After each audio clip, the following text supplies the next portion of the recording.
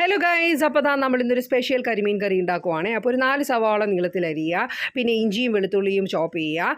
അതിൻ്റെ കൂടെ തന്നെ നമ്മൾ പച്ചമുളക് ചേർത്ത് കൊടുക്കുക, കറിവേപ്പില ചേർത്ത് കൊടുക്കുക, പിന്നെ കുറച്ച് കാഷ്യൂസും കൂടി ചേർത്ത് കൊടുക്കുക കേട്ടോ. അതൊന്ന് വഴന്ന് വന്നപ്പോൾ അതിലേക്ക് നമ്മൾ 2 തക്കാളി ചോപ്പ് ചെയ്തിട്ട് അതൊന്ന് ചേർത്ത് കൊടുത്തു, ഒന്ന് വഴറ്റി. അതിനുശേഷം നമ്മൾ മഞ്ഞൾപ്പൊടി ഇട്ട് കൊടുത്തു, എരിവിന് ആവശ്യമായിട്ടുള്ള മുളക് പൊടി ചേർത്ത് കൊടുത്തു. ഇതൊന്ന് വഴഞ്ഞ് അതിൻ്റെ മൂത്ത ആ ഒരു മണമൊക്കെ വരുമ്പോൾ നമ്മളത് കുറച്ച് ഒരു അര ഭാഗം എടുത്തിട്ട് നമ്മൾ മിക്സിയിൽ കുറച്ചും കൂടി കാഷ്യൂസ് കുതിർത്തിയത് അതിലേക്ക് ചേർത്ത് കൊടുത്തിട്ട് ഒന്ന് അരച്ചെടുക്കുക കേട്ടോ. അപ്പോൾ പകുതിയാണ് കേട്ടോ ഗ്രേവി ഞാൻ അരച്ചെടുത്തിരിക്കുന്നത്. ഇത് എന്നിട്ട് പാകത്തിന് വെള്ളമൊക്കെ ചേർത്ത് അതിലേക്ക് ഒരു 2-3 കഷ്ണം കുടംപുളി കൂടി ചേർത്ത് കൊടുക്കുക കേട്ടോ. എന്നിട്ട് നമ്മുടെ മീൻ കഷ്ണങ്ങൾ പിറക്കി ഇട്ട് കൊടുത്തിട്ട് നമ്മളത് മൂടി വെച്ച് വേവിക്കുക. അത് കഴിഞ്ഞിട്ട് ആ എണ്ണയൊക്കെ തെളിഞ്ഞിങ്ങനെ വരുമ്പോൾ നമ്മൾ കുറച്ച് കറിവേപ്പില മുകളിലേക്ക് ചേർത്ത് കൊടുക്കുക കേട്ടോ.